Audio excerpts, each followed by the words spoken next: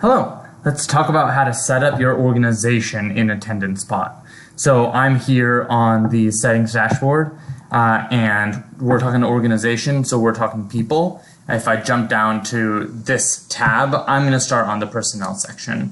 Hopefully you're already familiar with invite and you've kind of looked through your team who you wanted to invite. But here on personnel, you're going to see the list of the active members of your team and some basic information. Now, you can change which information shows up as default, but you can also click into this and see the full list of fields we're currently tracking about this user. So right now they have a manager, they're assigned an office, they have a join date. All of these are important for various reasons. Whether we're tracking tenure-based accruals or whether we have specific logic for specific offices. And of course, managers are important because we want to know where to send approvals or ask for approval. So here we can edit directly in these fields, this employee information.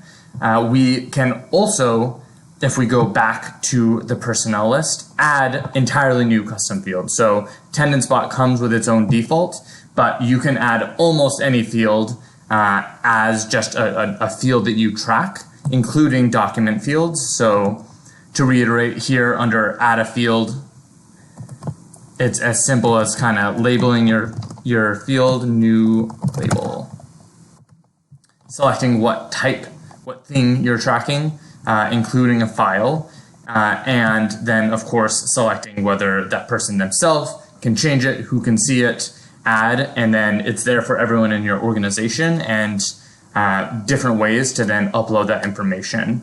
Talking about uploads, I think the easier way, unless you have a team of 2 to 5, the easiest way to input that information is for all the current fields that you have created.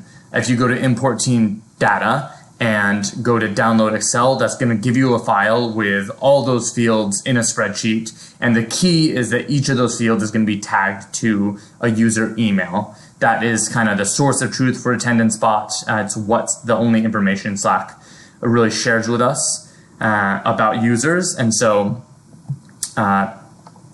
this is just going to be the most efficient way to make a quick upload of all that user data that you want to have included.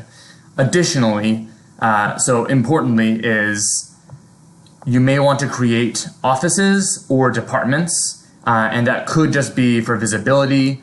It may affect approval flows or accrual rules. I think there's a lot of ways that you can use an office or the sub-hierarchy of department.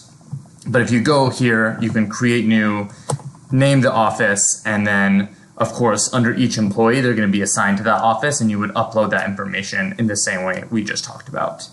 And I think finally it is important, do you want users to be self-editing their offices in various parts of AttendanceBot? Self-editing is a preference you can set, and all of that is up to you. Hopefully this was helpful.